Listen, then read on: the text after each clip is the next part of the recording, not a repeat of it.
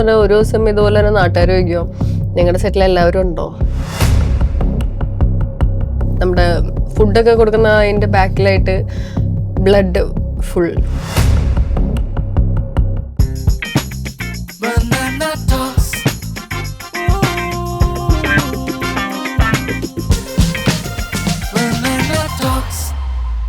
Hello all, welcome to banana talks with me കാത്തു.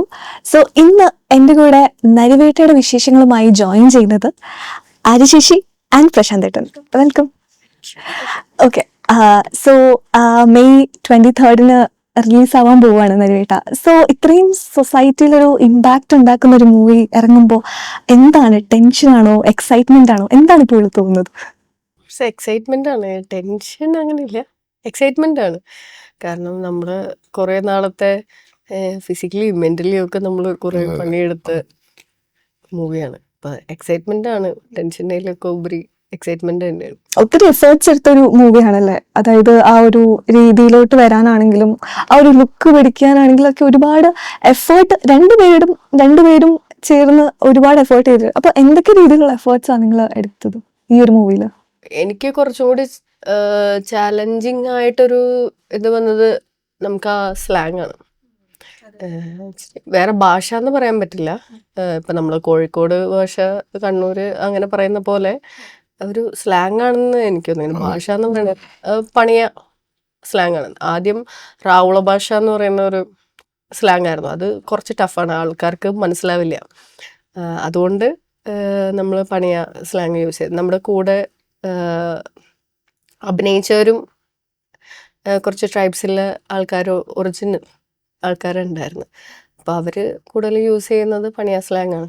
അപ്പം അങ്ങനെ നമുക്ക് ട്രെയിനർ ഉണ്ടായിരുന്നു, പ്രസാദ് എന്ന് പറഞ്ഞിട്ട്. അപ്പോൾ പ്രസാദേട്ടനാണ് സെറ്റിലും ഉണ്ടായിരുന്നു, പിന്നെ ഡബ് ചെയ്യുന്ന ടൈമിലൊക്കെ പ്രസാദേട്ടനാണ് വന്നിട്ട് നമ്മളെ ഹെൽപ്പ് ചെയ്തത്. അത് അപ്പോ എത്ര ദിവസം എടുത്തു ഇതെല്ലാം ഒന്ന് കവറപ്പ് ചെയ്ത് എടുക്കാൻ വേണ്ടിയിട്ട്, ഈ പ്രിപ്പറേഷൻസും കാര്യങ്ങളൊക്കെ? ആര്യക്കാണ് കുറച്ചും കൂടി ഇതിന് പ്രിപ്പറേഷൻ വേണ്ടി വന്നത്. ഇപ്പം എന്നെ സംബന്ധിച്ച് കുറച്ച് ഞാൻ വേറൊരു ആര്യയുടെ ക്യാരക്ടറിനെ സപ്പോർട്ട് ചെയ്യുന്നൊരു ആളാണ്. അപ്പോൾ എന്നെ സംബന്ധിച്ച് അങ്ങനെ വലിയ പ്രിപ്പറേഷൻ, എന്നാലും എനിക്ക് എന്തൊക്കെയാണ് കുറച്ചും കൂടി എന്താണ് സംഭവിച്ച കാര്യങ്ങളും ഇതൊക്കെ ഒന്ന് പ്രിപ്പയർ ചെയ്യേണ്ടി വന്നു. ആ സാഹചര്യവും കാര്യങ്ങളൊക്കെ ഒന്ന് സ്റ്റഡി ചെയ്യേണ്ടി വരുന്നു.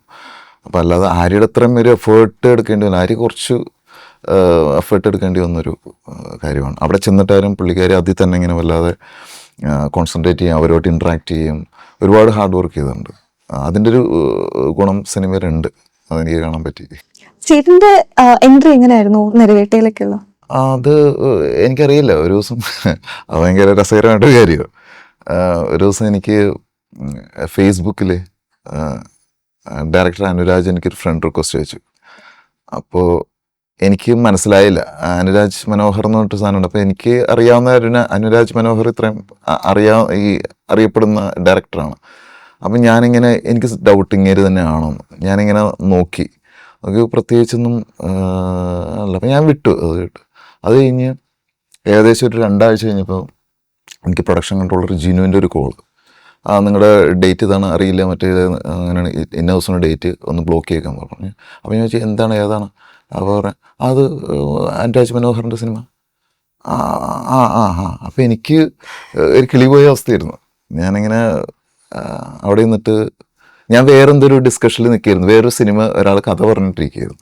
അപ്പോൾ ഞാനത് മാറി നിന്നിട്ട് വേറൊരു പ്രൊഡക്ഷൻ കൺട്രോളർ വിളിച്ച് ചോദിച്ചു ഇങ്ങനെ ഒരാളുണ്ടോ, ഇങ്ങനെയാണെന്ന്. അങ്ങനെ ഉണ്ട്, നമ്മുടെ സെറ്റിലുണ്ടായി പുള്ളി എന്നൊക്കെ പറഞ്ഞപ്പോൾ എനിക്ക് പിന്നെ അത് കൺഫേം ചെയ്യാനൊരിത്. അപ്പോൾ എനിക്ക് ഭയങ്കര എക്സൈറ്റ്മെൻറ്റായി, ഇങ്ങനെയാണ് വിളിച്ചേക്കണം. അപ്പോൾ ഞാൻ അത് റീകളക്ട് ചെയ്തു. 2 ആഴ്ച മുമ്പ് പുള്ളിയുടെ ഫ്രണ്ട് റിക്വസ്റ്റ് വന്നതും. എന്നിട്ട് ഞാൻ വേറെ എൻ്റെ സിനിമയിലുള്ള 1-2 സുഹൃത്തുക്കളെ വിളിച്ചു, അവിടെ ഒന്ന് ഞാൻ കൺഫേം ചെയ്തിട്ട് പറയാമെന്നൊക്കെ പറഞ്ഞ് നിന്ന്. അത് കഴിഞ്ഞിട്ട് ഇവരെ ഒരു അപ്ഡേഷൻ ഒന്നും കിട്ടണില്ല. ഞാൻ പതിയെ ഫേസ്ബുക്ക് എടുത്തിട്ട് പുള്ളിയുടെ പേജസ് ഒന്ന് സ്ക്രോൾ ചെയ്ത് താഴേക്ക് ഒന്നും കാണുന്നില്ല. അവസാനം ഇഷ്കിൻ്റെ ഒരു പോസ്റ്റർ കിടക്കണം. അപ്പം എനിക്ക് മനസ്സിലായി ഇത് പുള്ളി തന്നെയാണ്. അങ്ങനെയാണ് ഉറപ്പിച്ചത്. എന്നിട്ടും വേറൊരു ഇതും തന്നെയില്ല, ജിനു അല്ലാണ്ട് എന്നെ ആരും വിളിച്ചിട്ടില്ല. ഞാൻ 2-3 ദിവസം കഴിയുമ്പോൾ എനിക്കും ഒരു എക്സൈറ്റ്മെൻറ്റ്, ഏതാണെന്ന് ഒരു കൺഫർമേഷൻ ഇല്ല. ഇത് മാത്രമേ പറഞ്ഞിട്ടുള്ളൂ. ഞാൻ പുള്ളീനെ വിളിച്ച് ചോദിച്ചു, പറഞ്ഞു ഇങ്ങനെ ഒരു സംഭവമാണ്, ചേട്ടൻ്റെ വേറെ സിനിമയൊന്നുമില്ല ഇപ്പോൾ തൽക്കാലം, ഈ ഡേയിലൊക്കെ വരണം, അപ്പോൾ അതുകൊണ്ട് വേറെ ഒന്നും പിടിക്കണ്ടെന്ന് പറഞ്ഞു. ഓക്കെ, അതങ്ങനെ കൺഫേം ചെയ്തു. അങ്ങനെ അത് വല്ലാത്തൊരു എൻട്രി ആയിരുന്നു.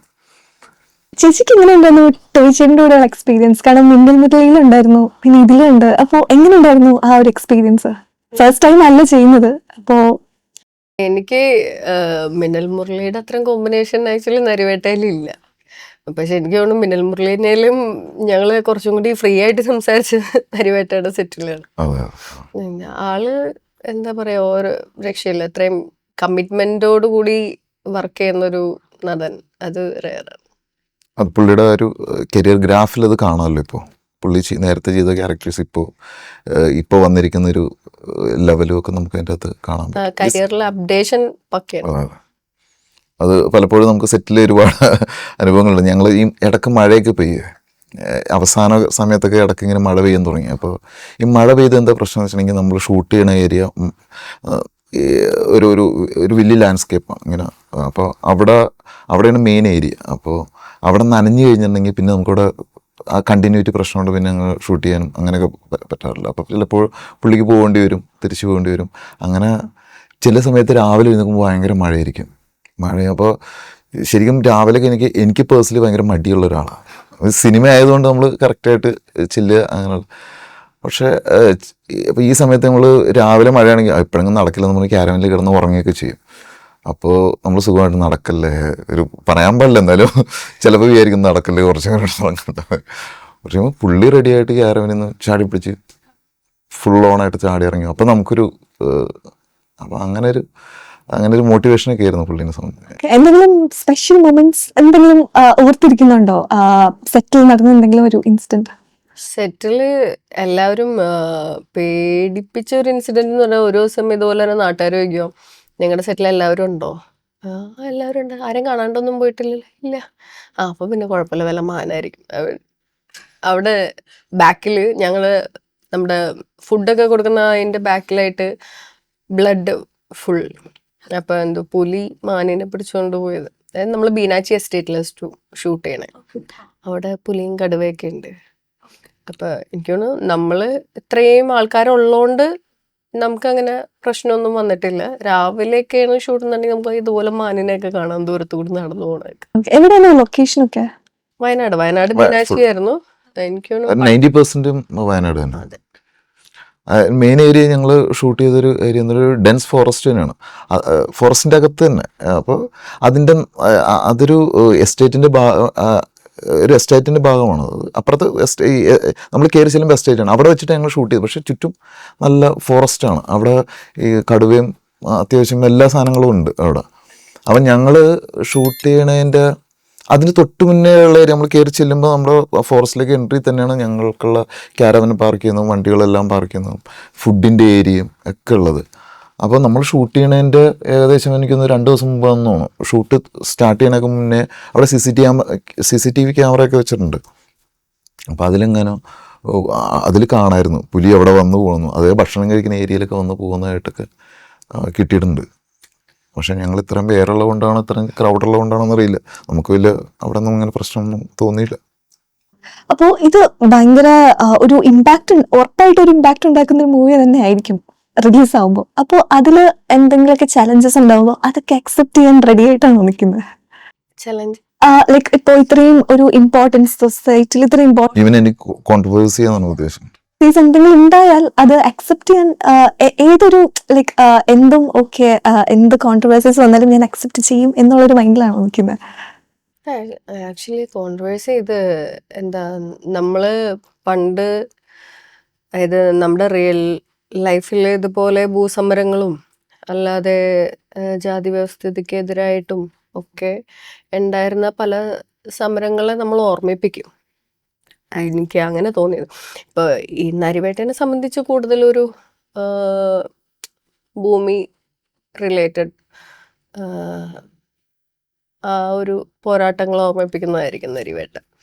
അതായത് വർഷങ്ങളായിട്ട്, നൂറ്റാണ്ടുകളായിട്ട് കാട് നമ്മുടെ വീടായിട്ട് കരുതിയ ആൾക്കാർക്ക് ഇതുപോലെ സർക്കാരും നിയമവും എല്ലാം വന്നു കഴിഞ്ഞപ്പോൾ അത് അവരുടേതല്ലാണ്ടായി മാറുന്നൊരു സിറ്റുവേഷൻ ഉണ്ടല്ലോ. അവർക്ക് ഭൂമിയില്ല, കയറിക്കഴിഞ്ഞ പ്രശ്നം, അങ്ങനെ അവിടെ നിന്ന് ഇറക്കപ്പെടുമ്പോൾ ഉണ്ടാവുന്ന ഒരു മാനസികാവസ്ഥ അവർക്ക്, അതായത് ഇപ്പം അതിൽ പറയുന്ന പോലെ നമുക്ക് ട്രെയിലറിൽ പറയുന്ന പോലെ നമുക്ക് എന്താ വേണ്ടത്, നമുക്ക് സ്ഥലമാണ് വേണ്ടത്. ഇപ്പം മെയിനായിട്ട് ആ ഒരു പ്രശ്നത്തിനെ കൈകാര്യം ചെയ്യുന്നതാണ് ഇതിൽ വരുന്നത്. എനിക്ക് തോന്നുന്നു ചേരൻ സാറിന്റെ ഒരു എൻട്രിയും കൂടെ ഈ ഒരു മൂവിയിലുണ്ട് അല്ലെ, പുള്ളിക്കാരന്റെ ഫസ്റ്റ് മലയാള മൂവി ആയിരുന്നു ഇത്. അപ്പൊ പുള്ളിക്കാരനായിട്ടുള്ള എക്സ്പീരിയൻസ് എങ്ങനെ ഉണ്ടായിരുന്നു? സാറ് സിമ്പിൾ ഉള്ളത് ഇത് നമ്മളീ പറഞ്ഞ പോലെ ഓട്ടോഗ്രാഫൊക്കെ കണ്ട് അത്രയും നമുക്ക് ഈ പറഞ്ഞ പോലെ ഒരു ഫാൻ മൂമെന്റ് ആയിരുന്നു. ആദ്യം പേടിയുണ്ടായിരുന്നു പുള്ളിയുടെ അടുത്ത് സംസാരിക്കാൻ, പക്ഷെ സെറ്റിൽ ആ ഒരു ടൈമിൽ പുള്ളി ഭയങ്കര ഡിസിപ്ലിൻഡ് ആയിട്ട് അവിടെ ആ ക്യാരക്ടർ മൂഡ് പിടിച്ച് അങ്ങനെ.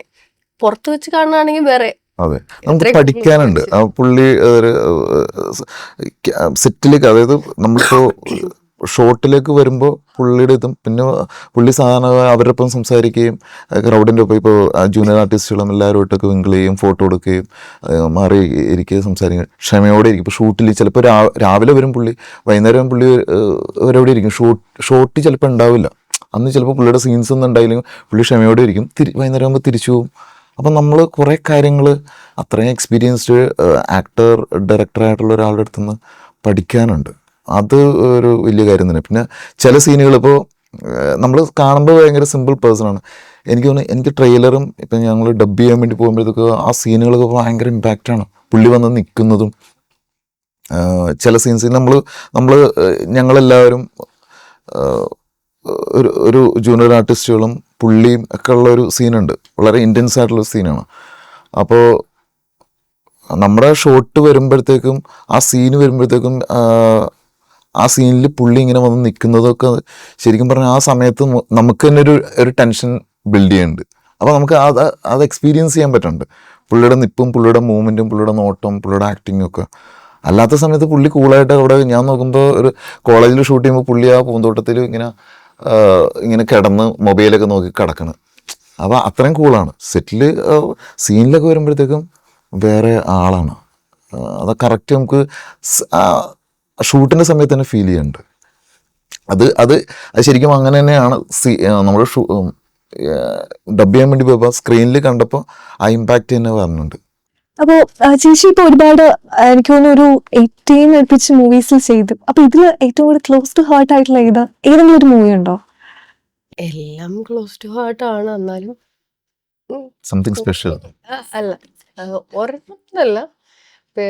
ഇമായോ, മിന്നൽ മുരളി, എനിക്കും പേഴ്സണലി നരിവേട്ടൻ. എനിക്ക് തോന്നുന്നു പോലീസ് വേഷത്തിലും ചെയ്തിട്ടുണ്ട്. അപ്പൊ എനിക്ക് തോന്നുന്നു അതാണ് കൂടുതലും ഹിറ്റായത് ആൾക്കാരിലോട്ട്. അപ്പൊ അത് മിന്നൽ മുരളിയുടെ അത്ര ഹിറ്റായിട്ട് വേറെ ഒന്നുമില്ല.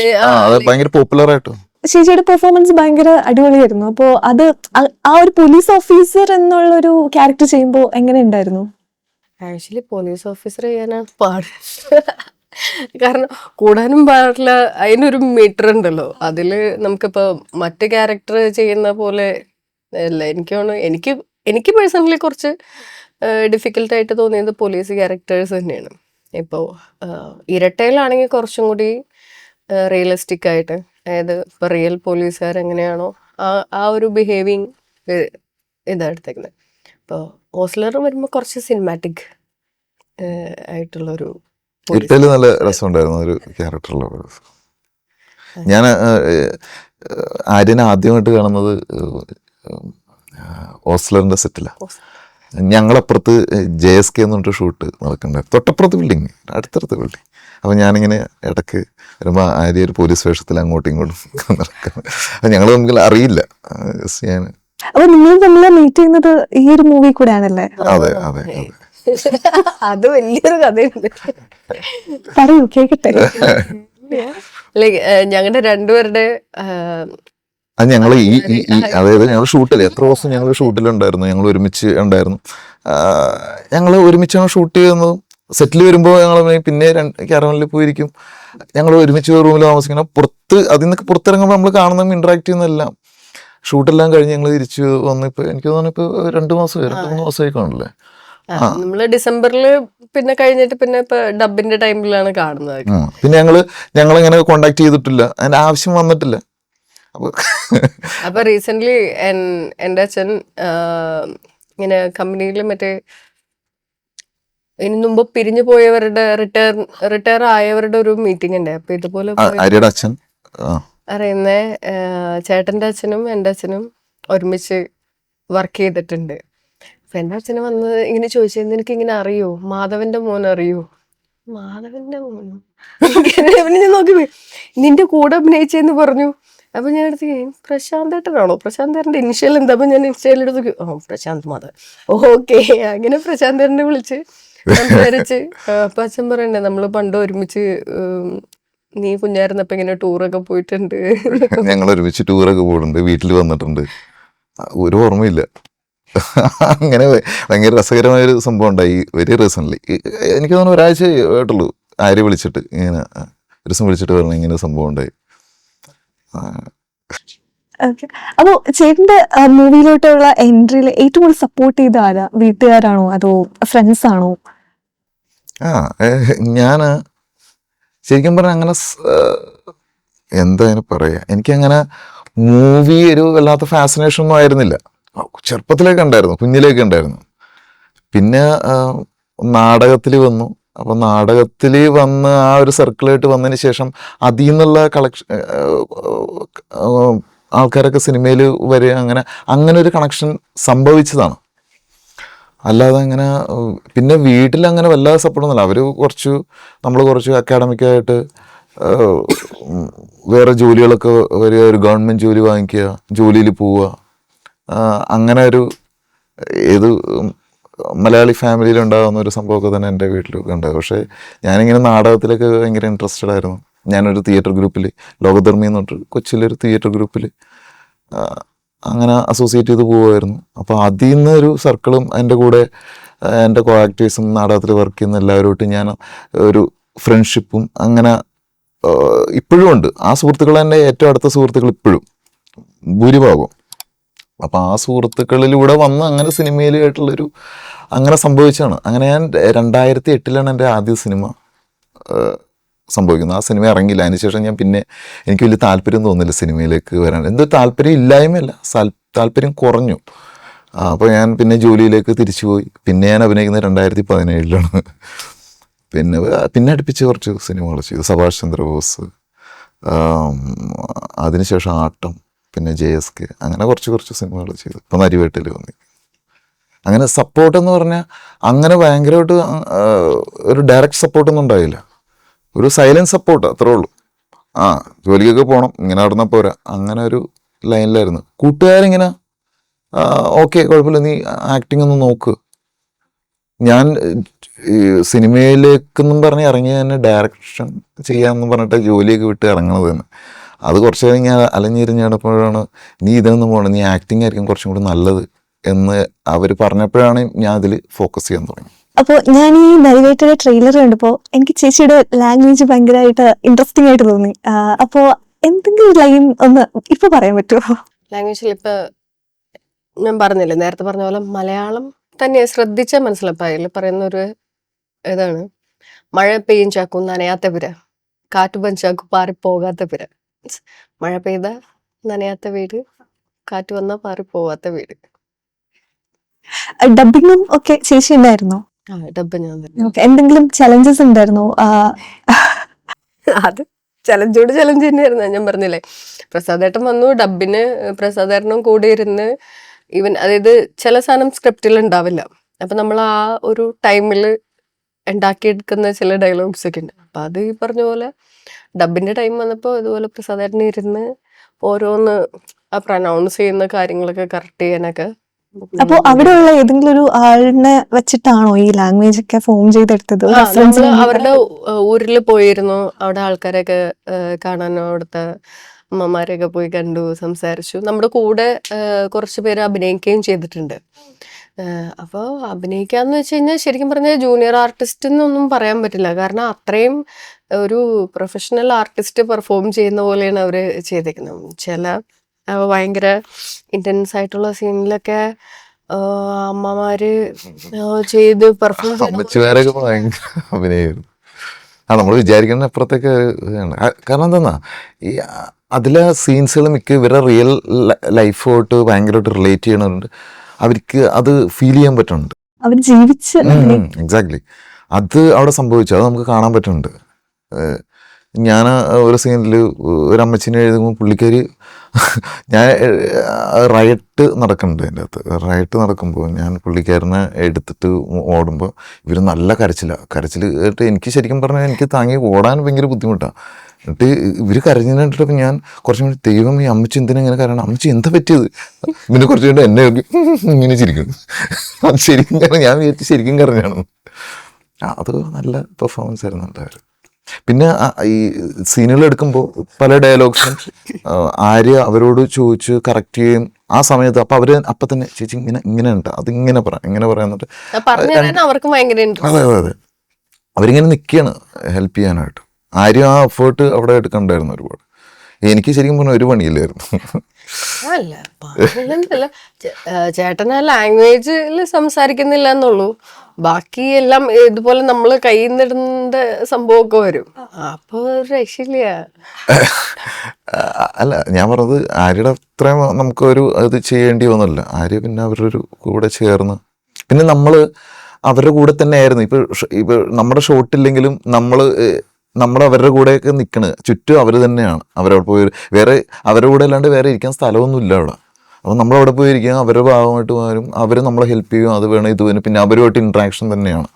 പിന്നെ അവർ നമുക്ക് മറ്റേ തേനും അതും ഇതൊക്കെ അങ്ങനെ അവരെ സാധനങ്ങൾക്ക് തരാനൊക്കെ ഭയങ്കര ഇൻട്രസ്റ്റഡ് ആണ് അവർ. അവിടുത്തെ എന്തെങ്കിലും സ്പെസിഫിക് ആചാരമോ അങ്ങനെ എന്തെങ്കിലും എക്സ്പീരിയൻസ് ചെയ്തോ?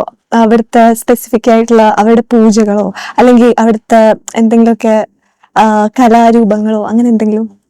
കലാരൂപങ്ങളല്ല, നമ്മുടെ സിനിമയില് കുറച്ച് ഒരു പോർഷൻ അത് വരണം. ഒരു നരിത്തൂക്ക് എന്ന് പറഞ്ഞ ഒരു ആചാരമുണ്ട്.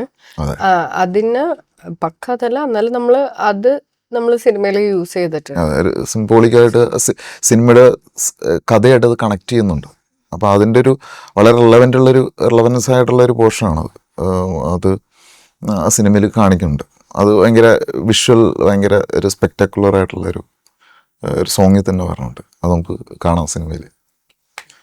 ഇപ്പൊ ചേച്ചിയുടെ കാര്യം പറയുകയാണെങ്കിൽ തന്നെ ബോക്സിംഗ് ഭയങ്കര പാഷനേറ്റ് ആണെന്ന് എനിക്കറിയാം. അത് ഇൻസ്റ്റാഗ്രാം നോക്കിയാലും അറിയാൻ പറ്റും. സോ മൂവിയിൽ എത്തിയില്ലായിരുന്നെങ്കിൽ നമുക്കൊരു ബോക്സിംഗ് രീതി ഒരു ഫീൽഡിൽ ചേച്ചിനെ കാണാൻ പറ്റുമായിരുന്നോ?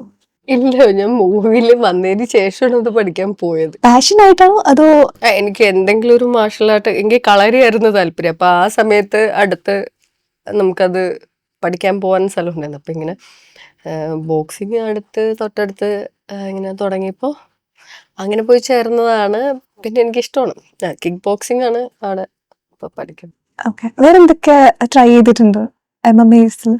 ലൈക്ക് കിക്ക് ബോക്സിങ്, പിന്നെ ഈ പറഞ്ഞ പോലെ അത് എനിക്കറിയാം, അതിലോട്ട് ഞാൻ വരുന്നുണ്ട്. അപ്പോ എനിക്ക് തോന്നുന്നു മൂവീസിലാണെങ്കിലും ഇപ്പോ ഇങ്ങനത്തെ എന്തെങ്കിലുമൊക്കെ ഒരു ഡാൻസ് സീക്വൻസോ അങ്ങനെ എന്തെങ്കിലും വന്നു കഴിഞ്ഞാൽ ലൈക്ക് ഭയങ്കര സ്മൂത്ത് ആയിട്ട് ചെയ്യാൻ പറ്റുമല്ലോ. കാരണം ഡാൻസ് ഇതുവരെ വന്നിട്ടില്ല. ബോക്സിങ്ങിന്റെ പിന്നെ ഓസ്ലർ വന്നപ്പോ നമുക്ക് ഫൈറ്റ് സീനിൽ ഇതുപോലെ തന്നെ മിഥുനേട്ടൻ്റെ അടുത്ത് ചോദിച്ചു, മിഥുനേട്ട ആ ഫൈറ്റ് സീൻ പ്ലീസ് എന്ന് പറഞ്ഞ് അവിടെ ചെന്നിട്ട് ഇതുപോലെ തന്നെ സുപ്രീം സുന്ദറായിരുന്നു അതിന്റെ ഫൈറ്റ് മാസ്റ്റർ. അപ്പൊ നമ്മളിതുപോലെ എടീനെ വിളിച്ചിട്ട് മാസ്റ്ററിന്റെ അടുത്ത് പോവാന്ന് പറഞ്ഞ് മാസ്റ്ററിന്റെ അടുത്ത് പോയി പറഞ്ഞ് അങ്ങനെ നമുക്കൊരു സീനൊക്കെ തന്നായിരുന്നു. പക്ഷെ മൂവി എനിക്ക് കൊണ്ട് എഡിറ്റ് ചെയ്ത് വന്നപ്പോൾ കുറെ സാധനം കട്ടായി പോയി. ആ പടി ഒരു ചവിട്ടുന്ന സീൻ മാത്രമേ ഉള്ളൂ. ചേച്ചി ഈ മൂവിയിലും റിയൽ ലൈഫിലും തമ്മിൽ ഉള്ള ആര്യ സലീം എന്നുള്ള ഒരാള് എത്രമാത്രം ഡിഫറെന്റ് ആണ്? മൂവിയില് പല ക്യാരക്ടറല്ലേ അത്. എന്നാലും നമ്മൾ കാണുന്ന ഒരു ആളല്ല, ഒബ്വിയസ്ലി ഇതല്ല റിയൽ ലൈഫില്. അപ്പോ ചേച്ചി റിയൽ ലൈഫിൽ എങ്ങനെയാണ്? അങ്ങനെ ചോദിച്ചാൽ ചിലപ്പോൾ ജഡ്ജ് ചെയ്യാൻ പറ്റില്ല. അത് അറിയാവുന്ന ആരെങ്കിലും ചോദിക്കണമല്ലോ. ക്യാരക്ടേഴ്സിനെ പറ്റി സംസാരിക്കുകയാണെങ്കിൽ ഞാൻ കൂടുതലും ചെയ്തേക്കണ വളരെ ബോൾഡ് ആയിട്ടുള്ള ലേഡി ക്യാരക്ടർ. ഇപ്പൊ ഈ മായാവിലെ സമയത്താണെങ്കിലും മിന്നൽ മുരളിയിലെ ജിസ്മി ആണെങ്കിലും പിന്നെ ഇപ്പൊ ഇങ്ങോട്ടേക്ക് നരിവേട്ടയിലെ ക്യാരക്ടർ ആണെങ്കിലും എല്ലാം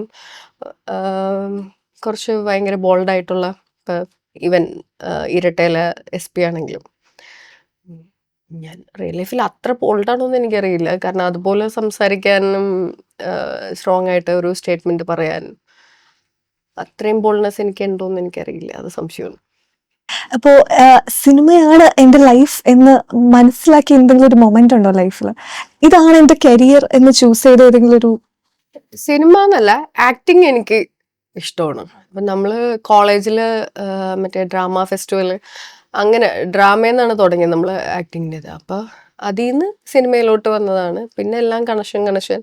അപ്പം ആക്ടിങ് എന്നുള്ള ആ ഒരു ആർട്ടിനോട് ഭയങ്കര പാഷൻ ഉണ്ട്. അപ്പോൾ അങ്ങനെ ഇന്ന് ഈ സിനിമ ആണ് കരിയർ എന്ന് വിചാരിച്ചിട്ടില്ല. ആക്ടിങ് എനിക്കിഷ്ടമാണ്. അത് എത്ര നാൾ കൊണ്ടുപോയി നടക്കാൻ പറ്റുമോ അത്രയും കൊണ്ടുപോയി നടക്കുക. അതിൽ എന്തൊക്കെ പരീക്ഷണം നടത്താം, അതിൽ എങ്ങനെയൊക്കെ അപ്ഡേറ്റ് ചെയ്യാം. that's all. ഓക്കെ, ഈ ഡ്രാമാസിന്റെ കാര്യം പറയുമ്പോഴാണ് ലൈക്ക് ചേട്ടൻ ആട്ടം എന്ന മൂവിയില് ചെയ്തപ്പോ ആ ഒരു മൂവിയും നരുവേട്ടും എൻ്റർലി ഡിഫറെന്റ് ആയിട്ടുള്ള ഒരു കോൺസെപ്റ്റ് ആണ്. അപ്പൊ അതിൽ നിന്ന് ഇങ്ങനൊരു മൂവിയിലോട്ട് വരുമ്പോ എന്തൊക്കെ രീതിയിലുള്ള പ്രിപ്പറേഷൻസും കാര്യങ്ങളൊക്കെ ചെയ്തിട്ടുണ്ടായിരുന്നു? അതങ്ങനെ പ്രത്യേകിച്ച് പ്രിപ്പറേഷൻ എന്ന് പറഞ്ഞപ്പോൾ അത് എനിക്കങ്ങനെ വലിയ കാര്യമായിട്ട് ഒന്നും പറഞ്ഞിട്ടുണ്ടായില്ല. ഇവർ വലിയ തിരക്കായിരുന്നു എൻ്റെ അണിയറ പ്രവർത്തകരൊക്കെ. അപ്പോൾ എനിക്ക് ഇതിങ്ങനെ ഇങ്ങനെ ഒരു സിനിമ ഉണ്ടെന്ന് പറഞ്ഞതിന് ശേഷം എനിക്ക് ഒരു പിടിയില്ലായിരുന്നു എന്താണ് ക്യാരക്ടർ. ഇത്ര ദിവസം ഷൂട്ടുണ്ട്. അപ്പോൾ എനിക്ക് മനസ്സിലായി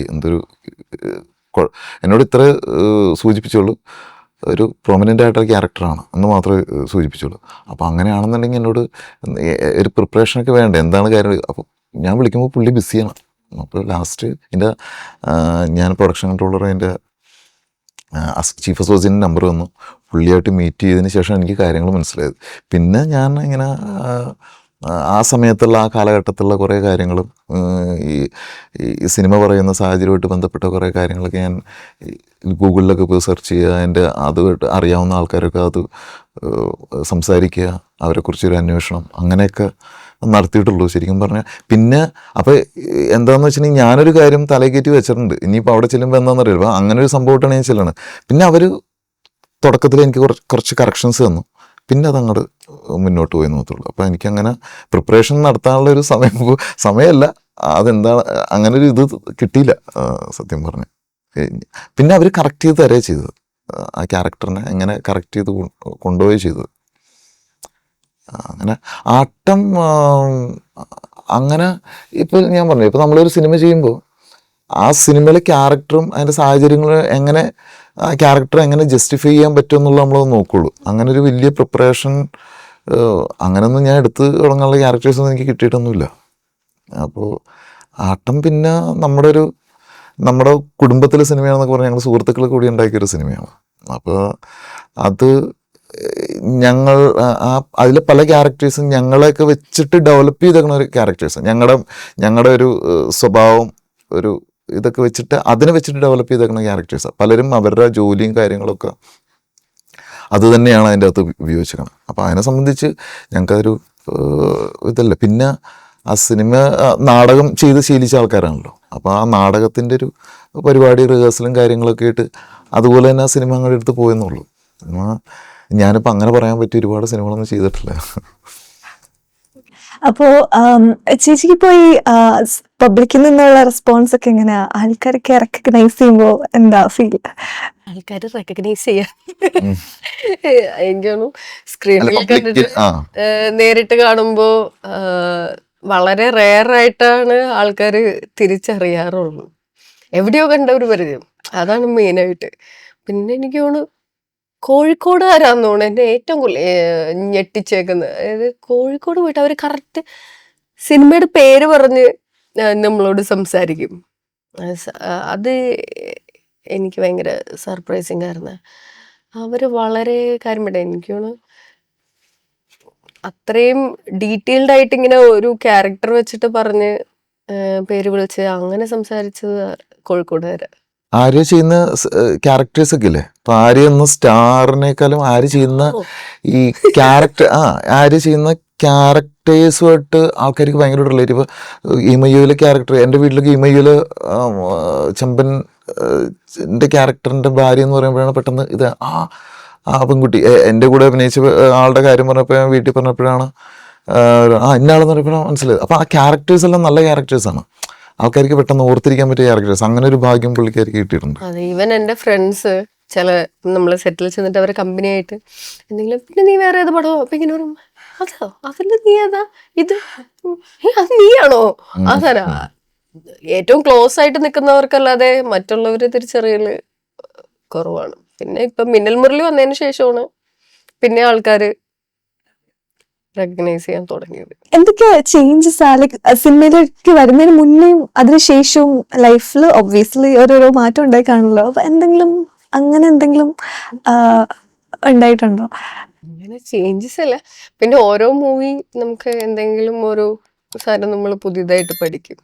അല്ലെങ്കിൽ ഇങ്ങനെ ചെയ്യാൻ പാടില്ല, അല്ലെങ്കിൽ ഇങ്ങനെ ചെയ്യണം എന്നുള്ള ഓരോ മൂവിയിൽ നിന്ന് നമുക്ക് കിട്ടും. അങ്ങനെ അല്ലാതെ വേറെ ചേഞ്ചസ് എന്ന് പറയാൻ അങ്ങനെയൊന്നും തോന്നിയിട്ടില്ല. ഇപ്പോ ചേട്ടന് ആട്ടം മൂവിയിൽ നിന്ന് കുറച്ച് അവാർഡ്സ് ഒക്കെ കിട്ടിയിട്ടുണ്ടായിരുന്നു. എന്തൊക്കെ അവാർഡായിരുന്നു ചേട്ടന് കിട്ടിയത്? എനിക്ക് അങ്ങനെ ഒരുപാട് ഓടുന്നില്ല. ഇങ്ങനെ അങ്ങനെ ഓരോ അസോസിയേഷൻസും പിന്നെന്താ MG യൂണിവേഴ്സിറ്റിൻ്റെ ഒരു അതും അങ്ങനെ പല കുറച്ച് പേരൊക്കെ തന്നു. അങ്ങനെ പ്രത്യേകിച്ച് അങ്ങനെ ഒരു അവാർഡ് അങ്ങനെയൊന്നുമില്ല. സിനിമയോടുള്ള റെക്കഗ്നേഷൻ അത്രേ ഉള്ളൂ. അതിന് നമ്മളൊരു ഇൻഡിവിജ്വൽ പെർഫോമൻസ് ഒന്നും അതിൻ്റെ അകത്ത് കാര്യമായിട്ടില്ല. എല്ലാവരും അതിൻ്റെ അകത്ത് മെയിൻ ക്യാരക്ടേഴ്സ് ആയതുകൊണ്ട് അങ്ങനെ ഒരു അംഗീകാരം. ഒരു ടീം വർക്കായിരുന്നല്ലോ. നമ്മളൊരു ഇൻഡിവിജ്വൽ പെർഫോമർ ഒന്നും ആയിരുന്നില്ല. അപ്പോ ചേച്ചിക്ക് എന്തെങ്കിലും സ്ക്രിപ്റ്റ് സെലക്ടിങ് പ്രോസസ് അങ്ങനെ എന്തെങ്കിലും ഉണ്ടോ? ഒരു മൂവി വരുമ്പോൾ എനിക്ക് ഇന്ന കാര്യങ്ങളാണ് ഞാനൊരു മൂവിയിൽ ചെയ്യുന്നത്, അങ്ങനെ എന്തെങ്കിലുമൊക്കെ ഓരോരോ കാര്യങ്ങൾ നോട്ട് ചെയ്ത് വെക്കാറുണ്ടോ? സ്ക്രിപ്റ്റ് ഇല്ല, മെയിനായിട്ട് നമ്മൾ കാറ്റഗറൈസ് ചെയ്യപ്പെടുന്നു എന്ന് തോന്നുന്ന സ്പോട്ടിൽ നമുക്ക് പ്രത്യേകിച്ച് ചില കഥ പറയുമ്പോൾ നമുക്ക് പ്രത്യേകിച്ച് ഒന്നും ചെയ്യാനുണ്ടാവില്ല. അവർ ആ ഒരു ലുക്കിന് വേണ്ടി മാത്രമായിട്ടൊക്കെ വിളിക്കും. അപ്പൊ അങ്ങനെ വരുന്നത് മാക്സിമം ഒഴിവാക്കി വിടാറുണ്ട്. അങ്ങനെ വരുമ്പോൾ അപ്പൊ ആ ഒരു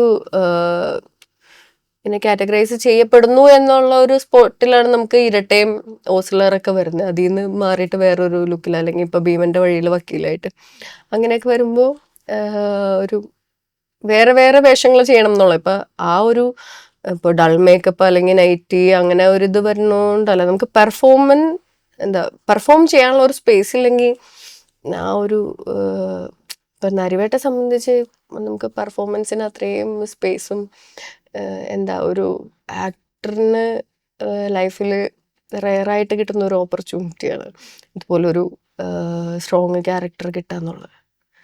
അത് നരിവേട്ട നോക്കുമ്പോൾ അങ്ങനെ ക്യാരക്ടർ കിട്ടാൻ വേണ്ടിയിട്ടൊക്കെ. എന്തെങ്കിലും ഒരു ക്യാരക്ടറിന് ചെയ്യണം എന്ന ആഗ്രഹമുണ്ടോ?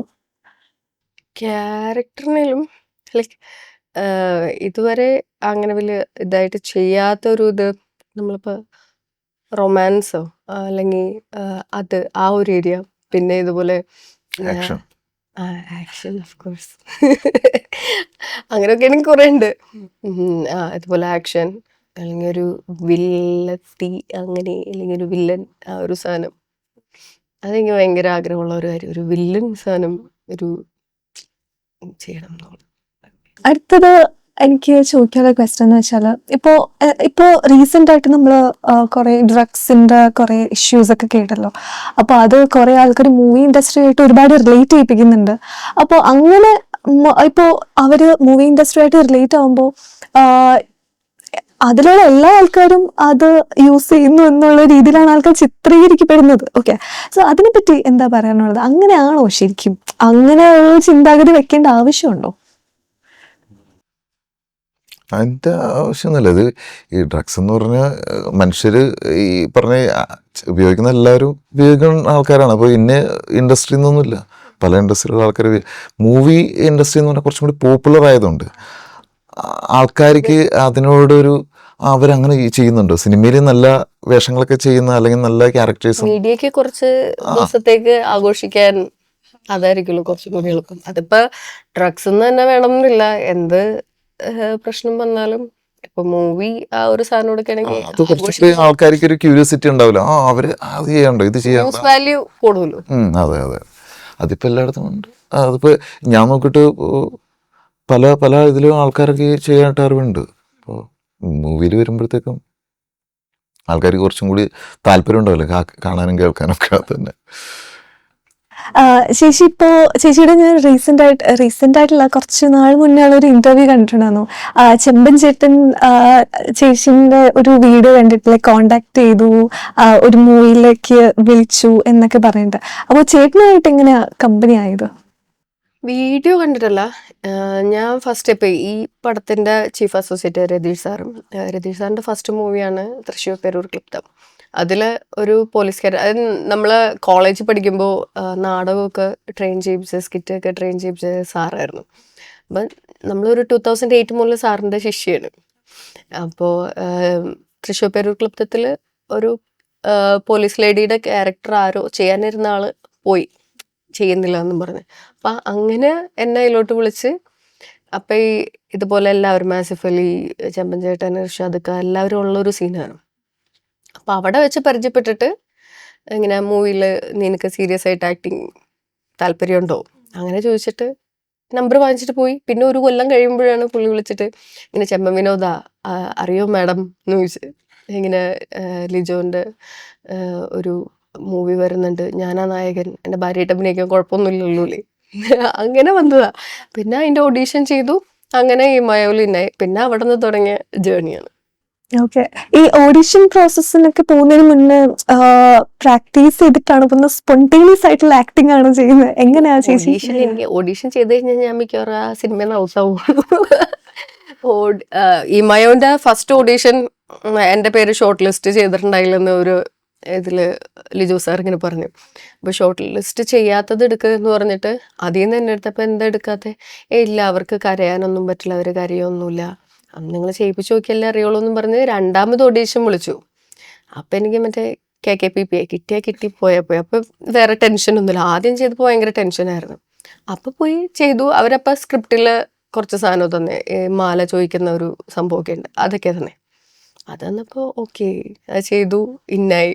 പിന്നെ അങ്ങോട്ടേക്ക് കണ്ടിന്യൂസ് ഓഡീഷൻ ഇന്ന് മുമ്പ് ചെയ്ത പണി. എനിക്ക് ഓഡീഷൻ പോകുമ്പേ നമ്മൾ എക്സാം എഴുതാൻ പോകുന്ന ഒരു ഫീലാണ്. നമ്മൾ പാനിക് ആയി പോകും. ഓക്കെ. അപ്പോ പുതിയ ഏതൊക്കെ പ്രോജക്ട്സാ ഓൺ ആയിട്ടുള്ളത്? പുതിയ പ്രോജക്റ്റ് ഇനി നരിവേട്ട തിയേറ്ററിൽ എത്തിയിട്ട് നമുക്ക് പറയാം. ഓക്കെ. ചേട്ടന് എന്തൊക്കെയാ പുതിയ പ്രോജക്ട്സ്? അല്ല, 1-2 സിനിമകളൊക്കെ ഇങ്ങനെ എൻ്റെ സുഹൃത്തുക്കളുടെ 2 സിനിമകളുണ്ട്. അതിങ്ങനെ ഡേറ്റ് ഒന്ന് മാറിയിട്ടുണ്ട്. അപ്പം അതിങ്ങനെ വെയിറ്റ് ചെയ്തുകൊണ്ടിരിക്കുകയാണ്. അത് സിനിമയുടെ കാര്യമായിട്ട് എപ്പോഴും പെട്ടെന്നൊക്കെ ആയിരിക്കും. സോ ഞാൻ ഇനി അടുത്തൊരു സെക്ഷനിലോട്ട് പോവാണ്. സോ ഞാൻ കുറച്ച് ആൾക്കാരുടെ പേര് പറയും, അപ്പോൾ അവരുടെ കൂടെയുള്ള വർക്കിംഗ് എക്സ്പീരിയൻസ് എങ്ങനെയാണെന്ന് പറയണം. ഓക്കെ. സോ ഫസ്റ്റ് ഞാൻ ചേച്ചിയോട് ചോദിക്കാം. ജയറാമേട്ടൻ കൂളാണ്. നമുക്ക് കുറേ കഥകളൊക്കെ കേൾക്കാം. ഭയങ്കര എൻ്റർടൈനിങ് ആണ് ആള്. ഓക്കെ. ടൊവിനോ ഭയങ്കര പാഷനേറ്റ് ആണ്. എന്താ പറയുക, ഹാർഡ് വർക്കിംഗ് ആണ്. ഇത്രയും ഹാർഡ് വർക്കിംഗ് ആയിട്ടൊരു നടന ഞാനും ഇതുപോലെ കണ്ടിട്ടില്ല. കാരണം ഭയങ്കര കമ്മിറ്റഡ് ആണ് ആ ചെയ്യുന്ന വർക്കിൽ. അതിന് വേണ്ടിയിട്ട് ഹാർഡ് വർക്ക് ചെയ്യുക. പിന്നെ ടൊവിയുടെ ജേർണി നോക്കുമ്പോൾ എല്ലാം ഒരു അപ്ഡേഷൻസ് കാണാം നമുക്ക്. ഓക്കെ. നെക്സ്റ്റ് ബേസിലിന്റെ ചിരിയുടെ ഫാനാണ് ഞാൻ. ബേസിലിൻ്റെ അതൊരു ഭയങ്കര യുണീക്ക് ആയിട്ടുള്ളൊരു സ്മൈലാണ്. പിന്നെ ബേസിൽ മിന്നൽ മുരളി നോക്കുമ്പോൾ നമ്മൾ എന്തെങ്കിലും അതിൽ നന്നായിട്ട് ചെയ്തിട്ടുണ്ടെങ്കിൽ അതുപോലെ ബേസിലിൻ്റെ സപ്പോർട്ട് നമ്മൾ കൂളാക്കി, ആർട്ടിസ്റ്റിനെ കൂളാക്കി, ആസ് എ ഡയറക്ടർ കൂളാക്കി ആർട്ടിസ്റ്റിനെ, അത് ഒരു ഡയറക്ടറിൻ്റെ കഴിവാണെന്ന് എനിക്ക് തോന്നുന്നു. ഡയറക്ടർ നമ്മളോട് ഭയങ്കര ഹാർഷായിട്ട് അല്ലെങ്കിൽ ഭയങ്കര സ്ട്രിക്റ്റ് ആണെങ്കിൽ നമുക്ക്, എനിക്ക് പേഴ്സണലി ചെയ്യുമ്പോൾ ഞാൻ ഡൗൺ ആവും. പക്ഷേ ബേസിലിൻ്റെ കൂടെ വർക്ക് ചെയ്യാൻ അടിപൊളിയാണ്. ഇപ്പോ ഇൻസ്റ്റയിലൊക്കെ ഭയങ്കര വൈറലായിട്ടുള്ള സംഭവമാണ് ടൊവിനോ ബേസിലിന്റെ ഒരു അവരുടെ ഒരു കമ്പനി. അപ്പൊ അങ്ങനെ എന്തെങ്കിലും ചേച്ചി എക്സ്പീരിയൻസ് ചെയ്തിട്ടുണ്ടോ അവർ തമ്മിലുള്ള ഒരു കോമ്പിനേഷൻ വെച്ചിട്ട് എന്തെങ്കിലും? സെറ്റ് അവർ രണ്ടുപേരും വന്നു കഴിഞ്ഞാൽ ഫുൾ ഓണാണ്. അത് ഇന്നതെന്നൊന്നും ഓർത്ത് പറയാനില്ല. അവർ വന്നു കഴിഞ്ഞാൽ അങ്ങോട്ടും ഇങ്ങോട്ടും ട്രോൾ ചെയ്ത് സെറ്റ് ഭയങ്കര ലൈവായിരിക്കും. ഓക്കെ. നെക്സ്റ്റ് അജു വർഗീസ്. അജുവേട്ടൻ നീ പറഞ്ഞ പോലെ കമ്പനിയാണ്. നമ്മൾ ആദ്യമായിട്ട് കാണുന്ന ആ ഒരു ടെൻഷനും കാര്യങ്ങളൊന്നുമില്ല പുള്ളിയായിട്ട് വർക്ക് ചെയ്യുമ്പോൾ. കൂളായിരുന്നു പുള്ളിയുടെ കൂടെ വർക്ക് ചെയ്യാൻ. മീൻസ്